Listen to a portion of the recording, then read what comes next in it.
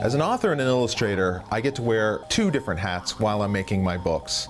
My stories always start off in my imagination, and I often will sketch and draw and jot down notes as the story comes to me and I'm inspired. These notes will ultimately be developed into the plot and the story, and these sketches are oftentimes developed into final illustrations for the book.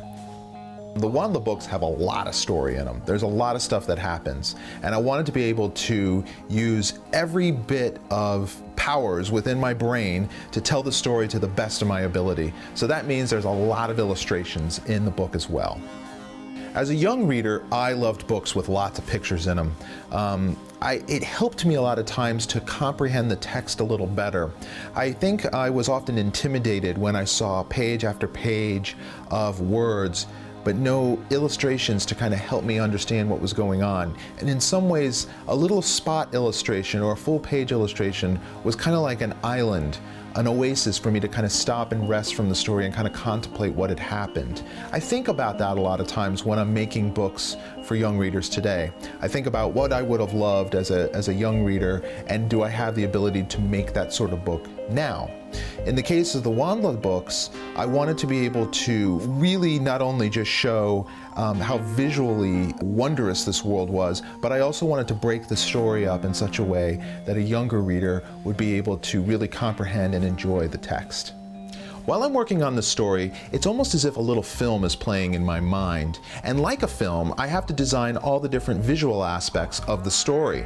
I start with the character. What does the character look like? What kind of clothes do they wear? What sorts of artifacts do they use? How do they get around? I have to design all of that stuff. And most importantly, I have to design the setting, the world that they're going to explore.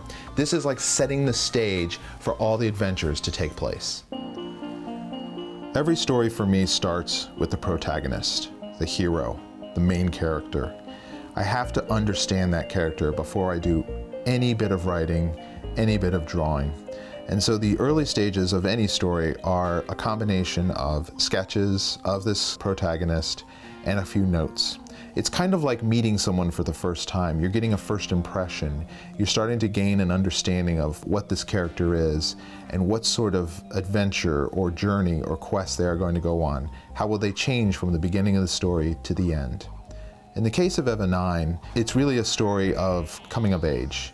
Eva starts out almost kind of naive and innocent, perhaps a bit bratty, and changes and becomes this hero by the end and the conclusion of the trilogy.